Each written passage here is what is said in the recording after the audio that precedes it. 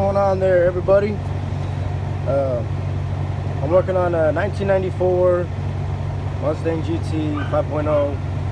It's an automatic, so it doesn't have the man pedal in it. But he bought it for 300 bucks at an auction, and I gotta say it's in pretty rough shape. It was leaking here, as you can see down there. It's leaking. It was leaking, so it needs a new radiator. Water pump was leaking, so we put a new gasket. But I don't know why he didn't tighten this bolt up. Also, the car wasn't running, so he brought it to me, and I got the car running. Took me like 15-20 minutes. Put the number one cylinder top dead center, and then stabbed this on the number one cylinder, fire, and she fired right up. There's some other issues that I'm gonna go over right now that we're dealing with, and let you know why this is torn apart the way it is. So as you can see right here, that's the head, and that's where it makes to the block, right? So it's got a blown head gasket, right? And I'm pretty sure you can guess why it has a blown head gasket. And whoever thought that it was a good idea to put RTV on the head gasket, well, buddy, you were just a fool. And I feel pretty bad for your soul, and your knowledge and your skills, because this is pretty scary right here. For, you know, if a mechanic was doing this shit, you know, I would never, you know, put something like this, no RTV between. I use either shellac or the Permatex copper, the head gasket spray. But besides those two compounds, I really don't use anything else. And I'm pretty sure there's different brands and other stuff that that I'm not mentioning that I haven't used before, because I know that shellac and the Permatex that I have some on the shelf that I'll show you in a minute exactly what I'm speaking about. But these are the kind of things that you just don't do. I wanted to make a video about this because it just kind of like, it's irritating, you know, that people do this, and it's irritating that people put they put RTV on these. I put a dab just to keep it, just to hold it on there, because, you know, if you don't have studs, if you have studs, then you don't need anything to, you don't put a dab of RTV on these. These are actually supposed to breathe.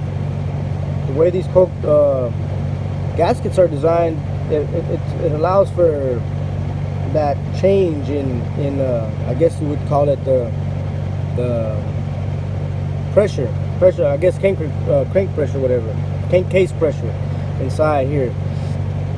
So these are allowed to expand and whatnot, you know, but, you know, whenever, and then they're already pretty much soft, so they can sit and seal. But as you can see, these are kind of old and worn out. But yeah, let me show you the stuff that I like to use for the head gasket.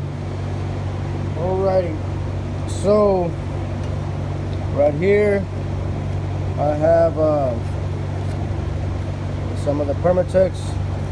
Put it right here. Actually, I'm gonna pick it up and right here. And I have some of the shellac.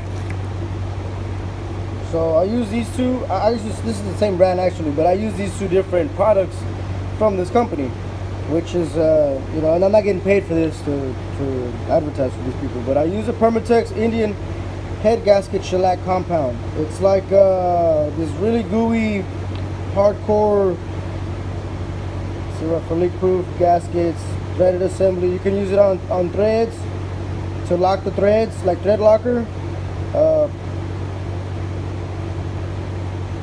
This shit is really good, dude. Like, it's really good.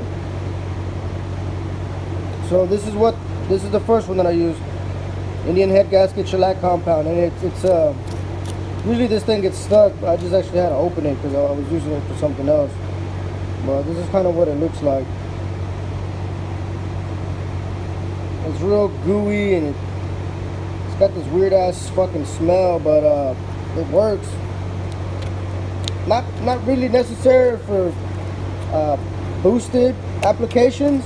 I wouldn't put this on the car that's got boost. You know, maybe not I'd probably use it up to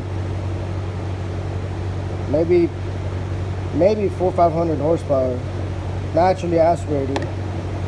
And then I use this one here. This is another one that I use. It's from Permatex also.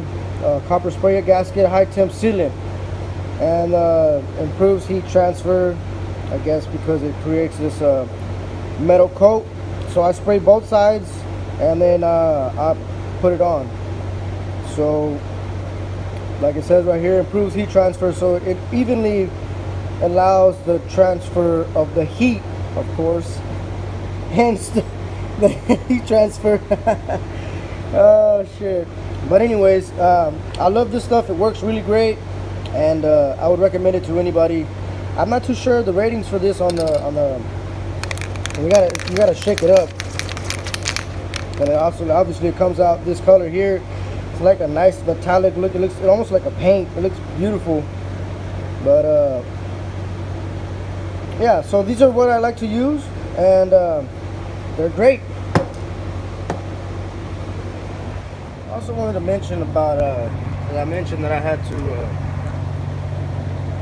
retime this, right? So what I did basically to do that was I took this spark plug, number 1 spark plug, I took it out. Then I got I forgot what size this is. Here. I forgot what size it was. And that bolt there. And spin the bolt, or spin the crank over, right? The piston's gonna come up and down. So what you kind of want to hear, like what you do is you put your finger in there or something, you know, but preferably your finger kind of just at the tip. That's what she said. And you want to have the motor turned over like by hand, so you can feel the pressure, the compression. So you'll be able to feel it like kind of suck in. That's like the decompression, like the vacuum, whatever it's building up for the compression. And then when it comes back up, you'll feel the compression trying to push your finger out. So whenever you feel the compression, you would want to take like a screwdriver or something that you can stick in there and feel it coming up. And when it pauses, at that moment it pauses, that's where it's transferring from one side to the other. It's kind of like on a neutral, just there's really nothing going on almost. I mean, it's transferring, but it's like there's no movement.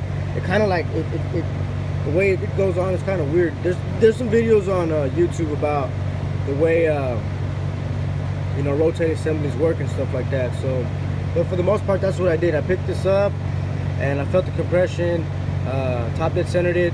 Then I came over here, pulled the distributor out because it was obviously off, and I went ahead and stabbed this. I'll open this up for you guys while I'm here mentioning this. I stabbed this, as you can see the paint marker right there, and I stabbed it facing, I guess this is where you would put, you know, number 1. This is where number 1 would go, and I just stabbed it to number 1, and I had to time it, so it was probably over here a little bit more, but I had it painted. So that's kind of how I did it, and just showing you some tips and stuff like that, and giving you some advice on gaskets and RTVs and other sealants that you can use. Also, you can just put the head gaskets on by themselves. Usually the reason I don't do that is because most of the time I don't take the heads to get them resurfaced, so I just use like the shellac compound or something so that it can kind of fill in those imperfections, if any, you know. But for the most part, I do check with like a straight edge or something like that. I also have a like a 90-degree straight edge, like an angle, and it's pretty big, so I use that as well for, you know, verification of any warp on the heads. And I hope you enjoyed this video, and I hope that this is helpful to somebody out there trying to do this type of work or whatever, and the tips and tricks and the do's and the don'ts. All right, y'all. Well, y'all have a good one, man. Thank y'all.